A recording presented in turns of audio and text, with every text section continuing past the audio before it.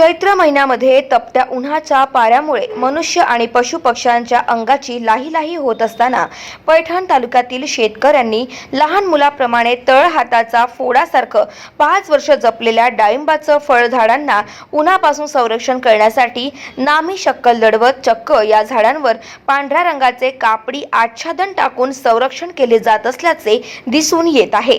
गेल्या 4 ते 5 वर्षापासून मराठवाड्यामध्ये पावसाचे प्रमाण दिवसेंदिवस कमी होत असल्याने विहीर, पाझर, तलाव, शेततळे, नाला, बंडी मधील पाणी पातळी चैत्र महिन्यामध्ये उन्हाच्या तीव्रतेमुळे खालावली असून तालुक्यात पिण्याच्या पाण्याचा प्रश्न गंभीर झालेला आहे।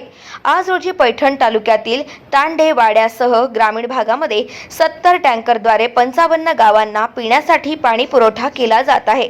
पैठण तालुक्यात कमी प्रमाणावर झालेल्या पावसामुळे जमिनीतील पाण्याची पातळी झपाट्याने खालावली असल्याने डाळिंब वाचवण्यासाठी शेतकऱ्यांनी ऊसाचे पाचट डाळिंबाचा खोडाजवळ टाकून टँकरने पाणी विकत घेत त्या पाचटवर पाणी टाकले जात आहे। त्यामुळे झाडाजवळ जमिनीमध्ये 2-3 आठवडे पाण्याचा ओलावा राहत असल्यामुळे डाळिंबाचे झाड आणि फळांना पोषण तत्व मिळत असल्याने भर उन्हात तग धरून उभे राहत असल्याचे चित्र दिसून येत आहे।